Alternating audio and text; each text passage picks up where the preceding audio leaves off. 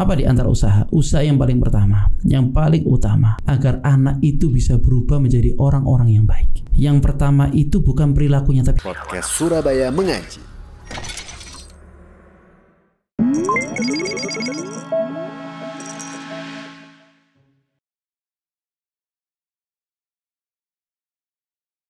Bismillahirrahmanirrahim. Assalamualaikum warahmatullahi wabarakatuh. Waalaikumsalam warahmatullahi wabarakatuh. Alhamdulillah haqqa hamdi wassalatu wassalamu ala nabiyyina Muhammadin wa ala alihi wa sahbihi wa man sara ala nahdihi ila yaumiddin.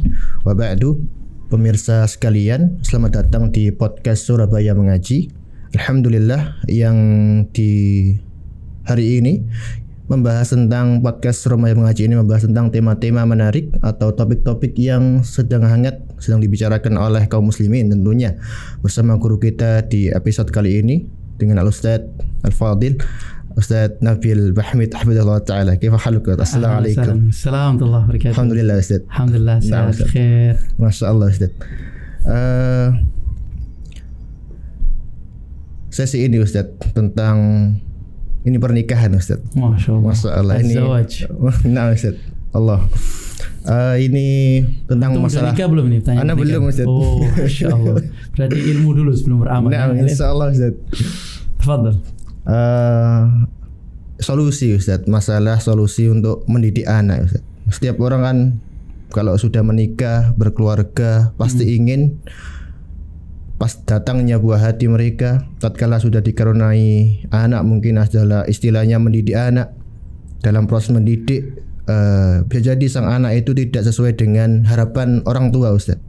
Seperti sulit diarahkan, dididik agak sulit, bantah mungkin Ustaz. Kemudian bikin orang tua itu stres, kemudian capek Ustaz. Permasalahan ini Ustaz, apa hukum orang tua, hukum dari Islam orang tua itu mendidik anak dalam Islam Ustaz? Seperti itu Ustaz. Nah, bismillahirrahmanirrahim. Assalamualaikum warahmatullahi wabarakatuh. Alhamdulillah wassalatu wassalamu ala Rasulillah wa ala alihi wa sahbihi wa man wala wala haula wala quwata illa billah ma ba'd.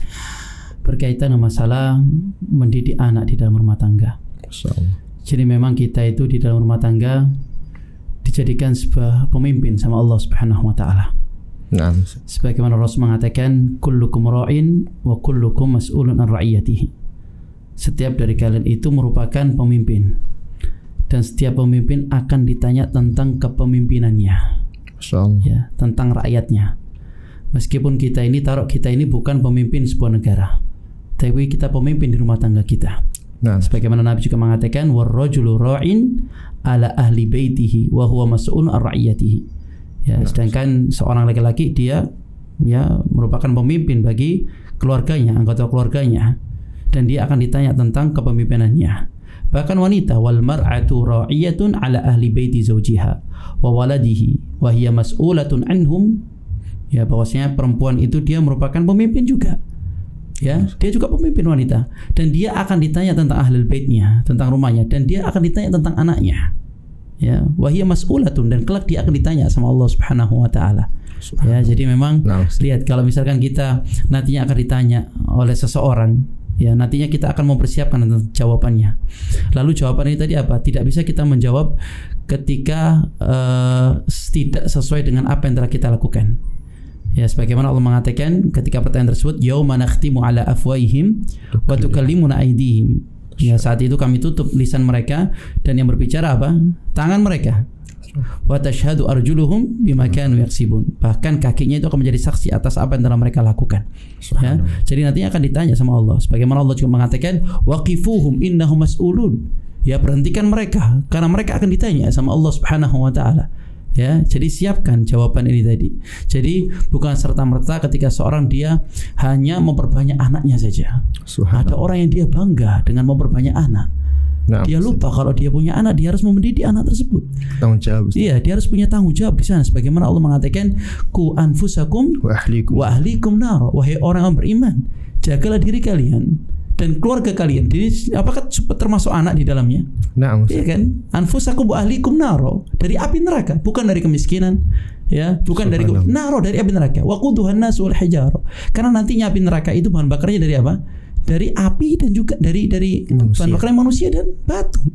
Ya jangan sampai nanti anak-anak kita dia menjadi apa? Bahan bakar dari api neraka. Nauzubillah. Ya, nasallallahu alaihi afiyah. Sini nantinya yang paling penting maka kita berikan pendidikan kepada mereka. Karena kelak kita akan ditanya sama Allah Subhanahu wa taala tentang masalah anak ini tadi. Masya Allah. Ya. Nah, Ustaz, Masya Allah. Selanjutnya Ustaz, apa saja yang perlu diperhatikan tatkala mendidik anak-anak kita, Ustaz? Yang perlu diperhatikan di dalam mendidik anak ini yang terpenting masalah tauhid. Masya Allah. Ya, ini masalah yang dasar, tauhid ini paling dasar dan ini harus terus ditekankan oleh orang tua. Dan orang tua bagaimana mungkin dia bisa menanamkan tauhid kepada anak, tetapi orang tuanya sendiri tidak paham tentang masalah tauhid. Ya, kalau memang dia tidak paham tentang masalah tauhid, maka dia bisa ya menyewa guru atau dia memberikan ke sekolahan yang memang di sana ditanamkan tauhid di dalamnya. Yang yang paling utama yaitu menanamkan tauhid. Sebagaimana Rasulullah sallallahu alaihi wasallam mengajarkan kepada Abdullah bin Abbas. Nabi mengatakan apa? Ya ghulam inni u'allimuka kalimat. Ihfazillah yahfadka, ihfazillah tajidu tujaka. Jaga Allah, maka Allah akan menjagamu. Jagalah Allah, maka engkau akan mendapati Allah di hadapanmu. Ya. Idza sa'alta fas'alillah. Apabila kau minta nanti sama Allah. Wa idza ista'adta fasta'in billah. Apabila kau meminta pertolongan, minta perlindungan sama Allah Subhanahu wa taala. Ditanamkan tauhid. Dan juga Luqman mengatakan kepada anaknya, "Ya bunayya, la tusyrik billah. Inna syirka la dzulmun 'adzim." Wahai anakku, janganlah engkau sekali-kali menyekutukan Allah. Karena kesyirikan itu merupakan kezaliman yang begitu besar. Ya. Jadi terus ditanamkan tauhid kepada anak. Kemudian yang kedua, ditanamkan masalah salat. Agar dia itu memperhatikan masalah sholatnya. Ya, dia menjaga sholatnya. Kemudian dia memiliki perhatian khusus terhadap masalah sholat. Karena Nabi mengatakan, perintahlah kepada anak-anak kalian untuk melaksanakan sholat wahum sab'a sinin, ketika mereka umurnya 7 tahun. Ya, wadribuhum 10, dan pukullah dia ketika kapan? Ketika sudah menginjak umur 10 tahun. Ya, jadi memang betul-betul diberikan perhatian khusus masalah sholat ini. Setelah tauhid, perhatikan masalah sholat. Dan ini rentetan yang harus dipahami oleh semua orang tua dan ditanamkan kepada anaknya. Kalau memang kepingin anak ini menjadi anak yang saleh, karena nggak mungkin anak itu tiba-tiba dia tercetak begitu saja langsung menjadi anak yang saleh tanpa ada pengorbanan, ya, tanpa ada pendidikan di sana, mustahil. Ya, mustahil. Jadi memang di sana ada pengorbanan orang tua untuk mengajarkan, mengeluarkan waktunya, mengeluarkan hartanya agar anak ini menjadi anak yang saleh. Ya, masalah sholat, kemudian masalah adab, diajarkan akhlak yang baik kepada anak. Sebagaimana Nabi itu ketika ada seorang anak yang dia itu makan ngambilnya sana kemari, ya, kemudian Nabi mengatakan, ya ghulam samillah, ya, wa kul biyaminik wa kul mimma yalik. Wahai anakku, apa? Sebutkan nama Allah, bismillah. Makanlah dengan tangan kananmu dan ambillah yang terdekat. Jadi diajarkan adab anak ini tadi. Ya, jadi memang subhanallah Islam ini memberikan perhatian yang sangat indah terhadap masalah anak. Kemuliaan Islam. Ya, subhanallah memberikan. Jadi anak ini betul-betul tumbuh dengan anak yang saleh, tumbuh di atas apa? Di atas keluarga yang Islami, yang dia penuh, dadanya penuh dengan keyakinan, iman kepada Allah Subhanahu wa taala. Kemudian dia perhatian terhadap urusan agamanya, dia salat, ya. Kemudian dia menjaga adabnya kepada manusia. Kemudian terakhir jangan lupa untuk mendoakan. Doakan anak sebagai mengatakan Rabbana hablana min azwajina wa dzurriyyatina qurrata a'yun waj'alna muttaqina imama. Ya Allah, jadikanlah ya pasangan-pasangan kami dan anak keturunan kami qurrata a'yun. Qurrata a'yun, subhanallah, sujud dipandang, menyenangkan. Ya, masyaallah Ustaz. Barakallahu fiik. Masyaallah Ustaz. Tatkala kita antum juga menjelaskan tadi Ustaz bagaimana tahapan untuk mendidik anak itu. Tatkala itu kan sudah terrealisasi semua, kita sudah mengerahkan semua usaha kita Ustaz. Dibarengi juga dengan doa Ustaz tentunya. Tapi tidak sesuai dengan ekspektasi kita Ustaz. Tidak sesuai dengan harapan yang kita inginkan. Anak itu menjadi anak yang mungkin baik, mungkin dari kita ingin hafid Quran. Itu solusinya gimana Ustaz? Sikap kita Ustaz.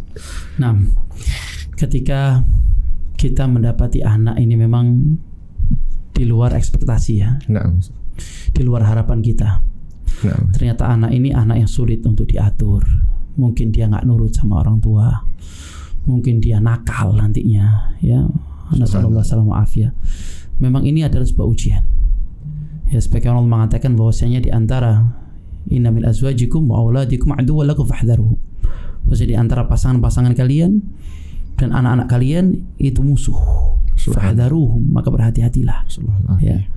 Jadi ketika diberikan ujian demikian bukan berarti kemudian orang tua dia mengatakan ya sudah ini takdir. Tidak bisa kemudian dia itu bersandar kepada takdir dengan kejadian yang demikian. Lalu apa yang dia harus memiliki usaha. Ya, apa di antara usaha? Usaha yang paling pertama, yang paling utama agar anak itu bisa berubah menjadi orang-orang yang baik. Ya. Yang pertama itu bukan perilakunya tapi hatinya. Ya. Bagaimana untuk memperbaiki hati? Dengan Al-Quran. Masya Allah. Dengan Al-Quran. Ana ada kisah termasuk keluarga Ana sendiri. Dia itu bisa dikatakan anak yang sangat nakal. Bahkan dia dikeluarkan dari 4 sekolah. Subhanallah. Ya, dari 4 sekolah. Lalu bagaimana solusinya? Suatu ketika dia pergi ke masjid untuk melaksanakan salat zuhur. Kita tahu bahwa masjid ini tempatnya orang-orang baik, insya Allah. Insya Allah. Ya, di sana, subhanallah, fi buyutin adzinallahu an turfa'a wa yudhkara fiha hasbun, disebutkan nama Allah. Allah cinta orang-orang yang dia berangkat ke masjid. Sampai di sana, kemudian dia bertemu dengan seorang yang mengantarkan ke sebuah lembaga untuk menghafalkan Al-Quran. Allah. Ya, untuk menghafalkan Al-Quran. Kemudian anak ini dia berusaha untuk menghafal Al-Quran, membaca Al-Quran, menghafalkan Al-Quran. Dengan jangka waktu sekitar 8 bulan dia sudah menghafalkan Al-Quran. Allahu Akbar. Mungkin ini berarti betul-betul hafal dia. Dalam jangka waktu 8 bulan dia menunjukkan rasa cinta dia kepada Al-Quran. Ya. Kalau kita melihat berapa banyak kisah di antara para sahabat Nabi Muhammad SAW yang mereka masuk ke agama Islam karena sentuhan Al-Quran. Jangan dijauhkan anak dari Quran. Rumah ini tidak bisa dijauhkan dari Quran. Bahkan diri kita semua tidak bisa dijauhkan dari Al-Quran. Karena Allah mengatakan, ya ayuhan nas, wahai manusia, qad ja'atkum mau'idatun min rabbikum. Bahwasanya telah datang peringatan dari Tuhan kalian. Wa syifa lima fis sudur. Dan dia merupakan obat terhadap penyakit dalam hati. Wa hudan, dan dia merupakan petunjuk. Wa rahmah lil mu'minin, dan rahmat kasih sayang bagi orang beriman. Qul, katakan wahai Muhammad, bi fadlillah wa bi rahmatihi fabidzalika falyafrahu.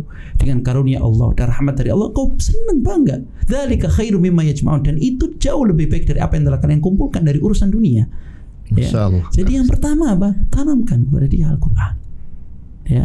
Kemudian kalau memang dia itu sudah paham tentang ya Al-Quran, kemudian jangan lupa diberikan teguran nasihat yang baik. Dikasih nasihat. Orang tua ini kasih nasihat. Wa idh qala Luqmanu li ibnihi wa huwa ya'iduhu.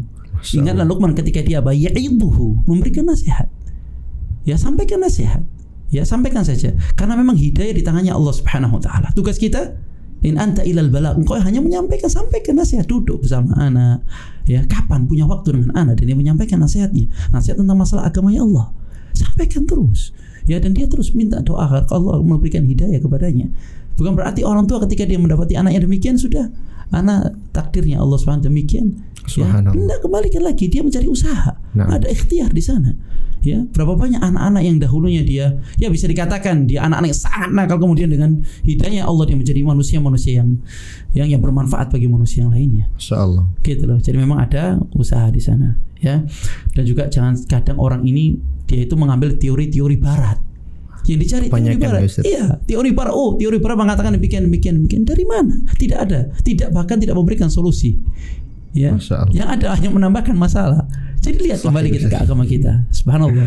Karena memang di dalam Quran ini fassalnahu tafsila, sudah dirincikan dengan serinci-rincinya sama Allah. Lengkap sudah. Silakan mau diambil atau tidak.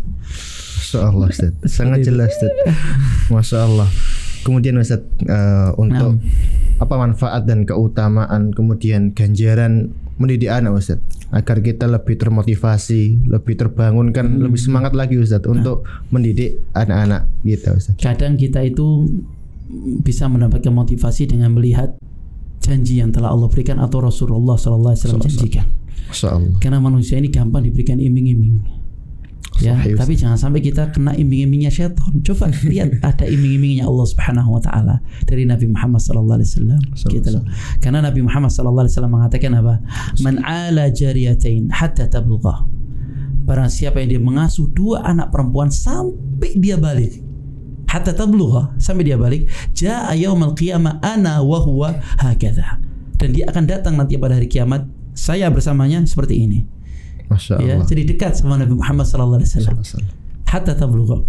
Kemudian juga Nabi Muhammad sallallahu alaihi wasallam menceritakan ya dari Aisyah radhiyallahu taala anha, ya, dakhalat alayya imra'atun wa ma'aha ibnatan. Suatu ketika ada seorang wanita yang dia bersama dua anak perempuannya masuk ke rumahnya Aisyah radhiyallahu taala anha. Falam tajid 'indi shay'an ghaira tamratin wahidah. Tetapi Aisyah tidak memiliki apa-apa. Jadi istrinya Nabi ini Aisyah ketika ada tamu masuk ke dalamnya tidak memiliki apa-apa kecuali satu kurma saja. غير تمرة واحدة فأعطيتها إياها فقسمتها بين ابنتيها. Kemudian aku memberikan kepadanya, tetapi wanita ini dia membagikan dua kurma ini menjadi satu kurma ini menjadi dua bagian. Satu diberikan kepada anaknya, satu diberikan kepada anaknya. Walam ta'kul minha, dan dia tidak merasakan sedikit pun dari kurma ini tadi. Tsumma qamat fa kharajat. Kemudian dia setelah itu berdiri dan keluar. Ya, fadakhala Nabi sallallahu alaihi wasallam alaina fa akhbartuhu faqala. Kemudian ketika Nabi datang dan aku menceritakan kisah ini, dan maka Nabi mengatakan, faqala man ubtuliya min hadil banat, barang siapa yang diberikan ujian sama Allah dengan anak-anak perempuannya, man ubtuliya bi hadil banat bi syai'in fa ahsana ilaihin kunna lahu sitra minan nar. Ya, dan dia berbuat baik kepada anak-anaknya, maka bisa menjadi penghalang dari api neraka. Allahu akbar. Ya, bisa penghalang dari api neraka. Dan hadis yang lain sampai disebutkan, ya, ketika dia memiliki 3 orang anak perempuan, bahkan dia memiliki 2 anak perempuan, kemudian dia menjaganya dan dia mendidiknya, memberikan pakaian kepadanya, maka kanat lahu jannatul baghtah. Dia wajib masuk dalam surganya Allah Subhanahu wa taala. Ya. Jadi memang memiliki keutamaan yang begitu besar. Bahkan anak soleh nantinya dia akan berdoa kebaikan untuk orang tuanya, istighfar, doa. Sebagaimana Nabi mengatakan, idza matal insan inqata'a amalu illa fi thalath. Ketika manusia dia meninggal, maka terputus semua amalannya kecuali 3. Apa saja? Shadaqatun jariyah. Kemudian ilmun yuntafa'u bihi. Waladun saleh yad'u lah. Waladun saleh, anak yang saleh yang mendoakan untuk orang tuanya, mendoakan kebaikan. Ya, jadi dari mana lahirnya anak saleh ini? Dari batu? Lah. Subhanallah. Jadi memang pendidikan dari orang tuanya. Nah, ya diajarkan, dia akhirnya terus mendoakan kebaikan bagi orang tuanya, bahkan bisa mengangkat derajatnya ketika di surga nantinya. Jadi memang dilihat di situ. Dari situ dia akan termotivasi untuk mendidik anaknya, mengajarkan anaknya, ya, terus agar anak ini menjadi bermanfaat nantinya. Karena memang ini aset, anak ini aset, subhanallah. Ya, aset dunia dan aset akhirat. Masyaallah. Pungkasnya itu Ustaz. Aset dunia akhirat, Masya Allah. Sahih. Masya Allah. Baik Ustaz, mungkin cukup penjelasannya Ustaz. Tamam. Jazakallahu khairan atas penyampaiannya Ustaz. Masya Allah. Izin kami akhir Ustaz podcast kali ini Ustaz. Demikian pemirsa, usai sudah pembahasan kali ini. Pada kesempatan kali ini semoga menjadi ilmu yang bermanfaat, kemudian bermanfaat untuk kita semua. Sampai jumpa di podcast selanjutnya di Surabaya Mengaji selanjutnya, insyaallah. Barakallahu fikum. Wassalamualaikum warahmatullahi wabarakatuh.